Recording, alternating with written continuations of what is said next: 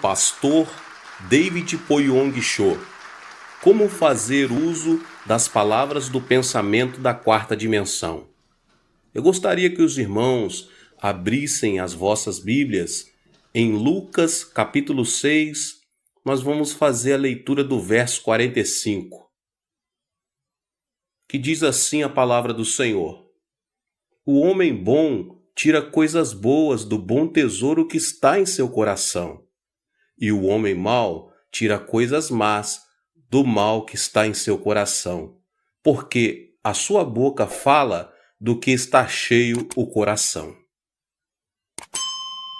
Lembro-me de ter lido certa vez na revista Sun, periódico editado dos Estados Unidos, um artigo que comentava a forma com que 2 criminosos haviam sido capturados graças a um papagaio. Christie, o papagaio que mora em Richmond, foi o protagonista do episódio. De acordo com a revista Sun, tratava-se de um papagaio muito inteligente. Na verdade, quando um papagaio fala, não utiliza vocabulário próprio, no sentido estrito, ainda que um papagaio fale 5 ou 50 palavras. Não tem poder criativo em sua linguagem, porque ele se limita a imitar o som. Ao contrário, a linguagem do homem não é uma simples repetição de sons, mas contém uma ideologia, um pensamento, um significado, um sentido, uma filosofia e até uma observação artística. Assim, a palavra do homem tem uma estreita relação com o seu pensamento. Não podemos separar a palavra do pensamento, porque a palavra do homem é moldado pelo pensamento. Então, como podemos usar tanto a mentalidade quanto a confissão da palavra de acordo com a vontade de Deus? Meus irmãos, nesta noite eu quero explicar isso por meio da história de Davi. Davi fez uso de seu pensamento e de sua palavra de acordo com a orientação divina e, consequentemente, teve uma vida de sucesso. Agora, a pergunta é: como fazer uso das palavras do pensamento da quarta dimensão? Eu quero ler uma passagem com os irmãos em 1 Samuel, no capítulo 17, os versos 34 e 35, que diz assim: Davi, entretanto, disse a Saul: Teu servo toma conta das ovelhas de seu pai. Quando aparece um leão ou um urso e leva uma ovelha do rebanho, eu vou atrás dele, dou-lhe golpes e livro a ovelha de sua boca. Quando se vira contra mim, eu o pego pela juba e lhe dou golpes até matá-lo. A primeira confissão feita por Davi foi diante do rei Saul. Quando lemos essa passagem, não podemos deixar de indagar: como é possível que Davi fosse tão valente? Ele era apenas um jovem de menos de 20 anos, meus irmãos. E como era possível que, sem medo, ele estivesse atacado leões e ursos, arrancando-lhes os pelos e golpeando até matá-los? Como isso seria possível?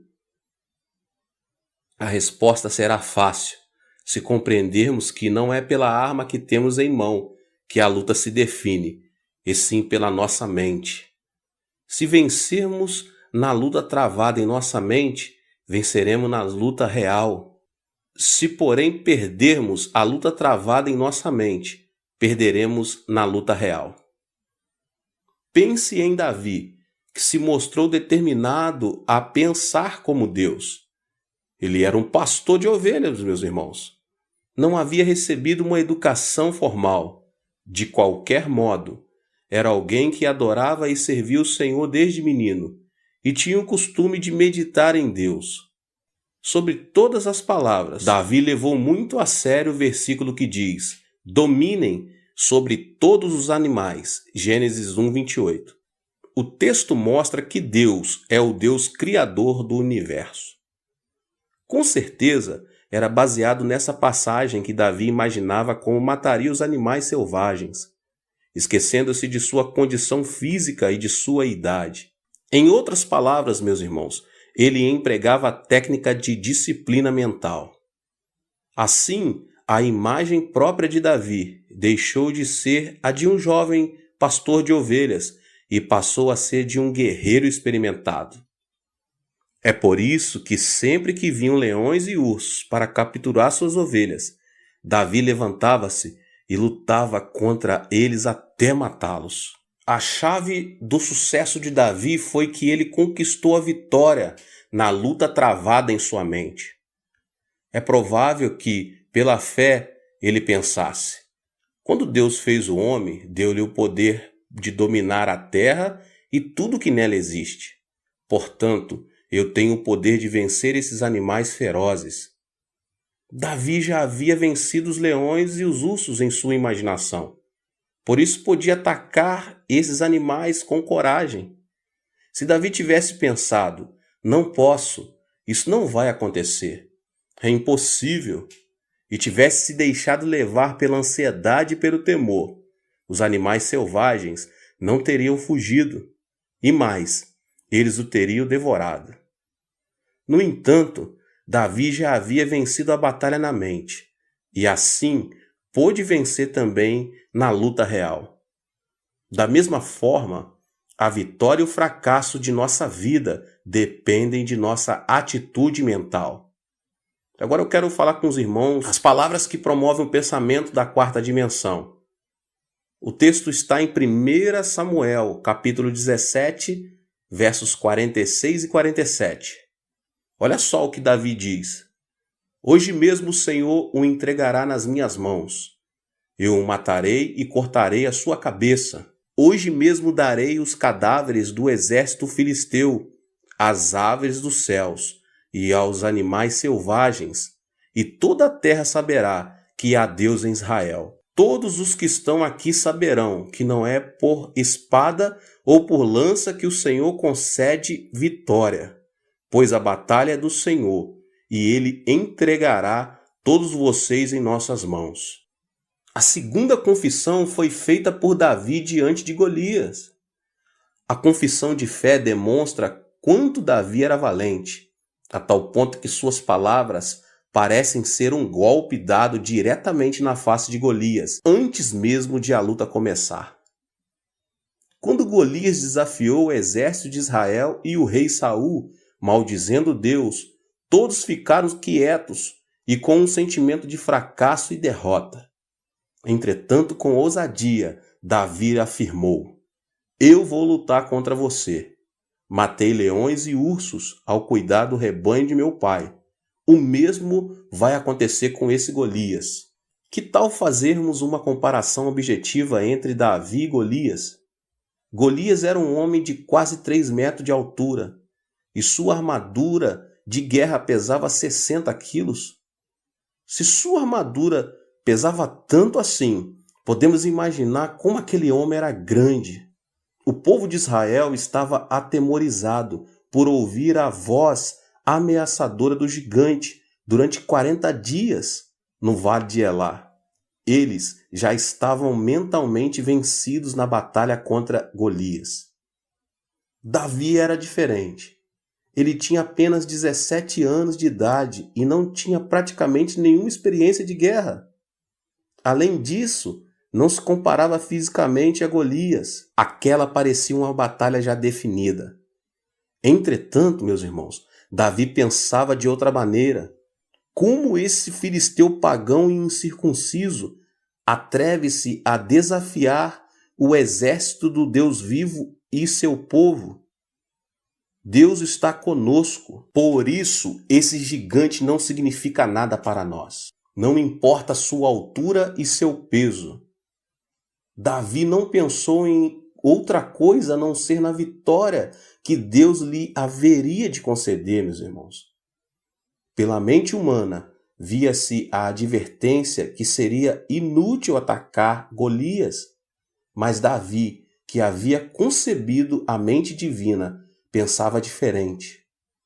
A mente de Deus fez que a imagem de Davi fosse completamente transformada, e ele se tornou um guerreiro de Deus.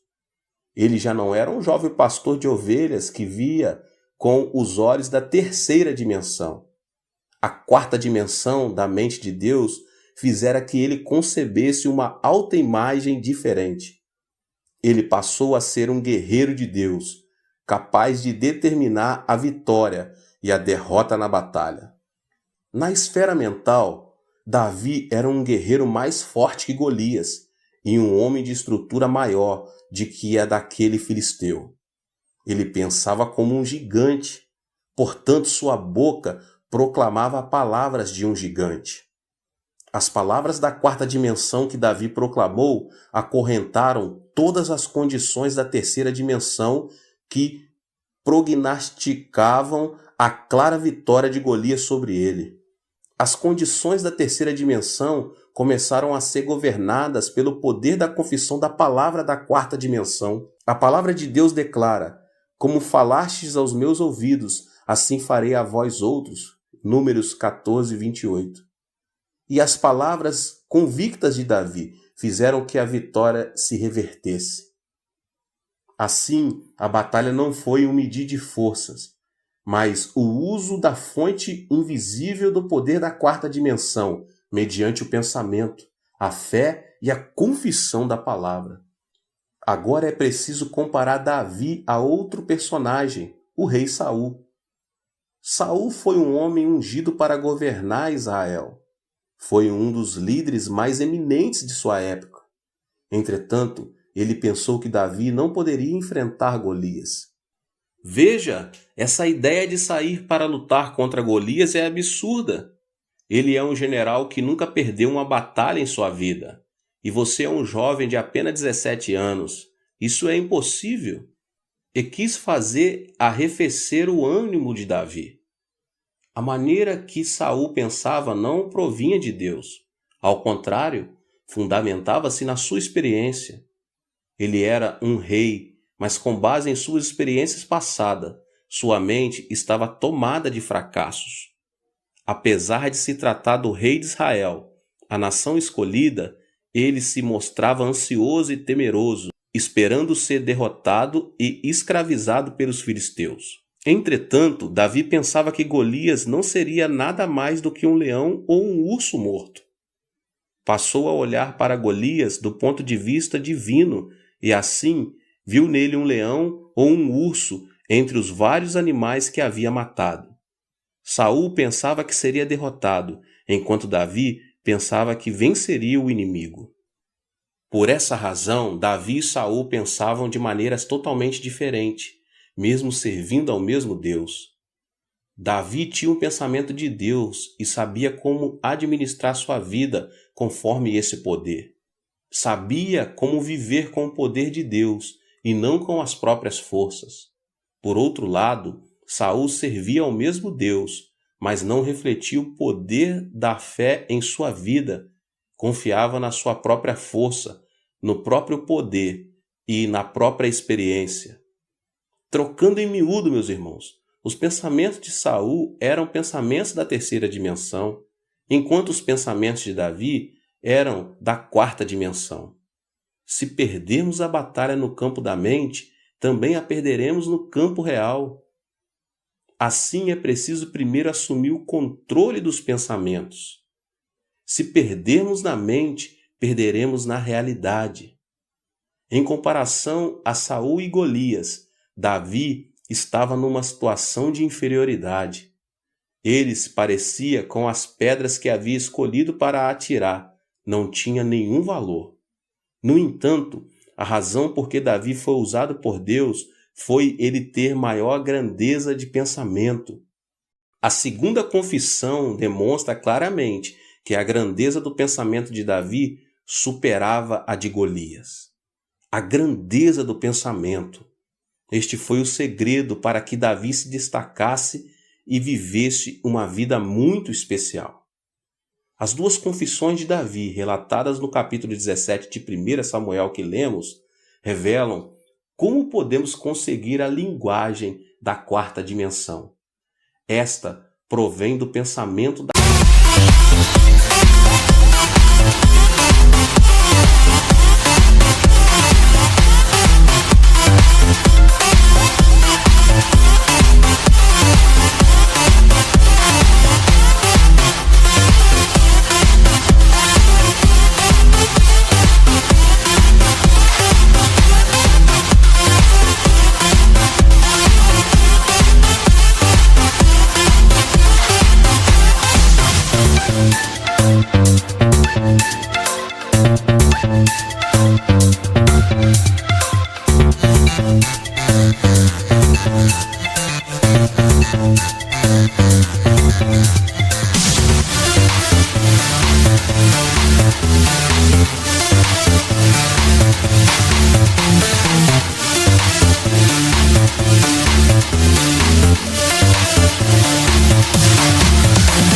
quarta dimensão.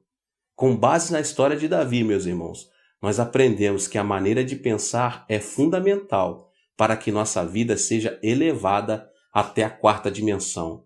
Glória a Deus, que Deus abençoe a vida de cada um dos irmãos, cada um que é inscrito aqui no canal. Já peço a você que não é inscrito, se inscreva aqui no canal, ative o sininho das notificações para você não perder nenhum vídeo desta série. Deus te abençoe, meu querido, tá bom? Não esqueça de deixar aqui o seu like e também de compartilhar este vídeo com as pessoas que você mais ama. Nos vemos nos próximos vídeos. Esta série da quarta dimensão tem sido uma bênção. Que Deus te abençoe mais uma vez.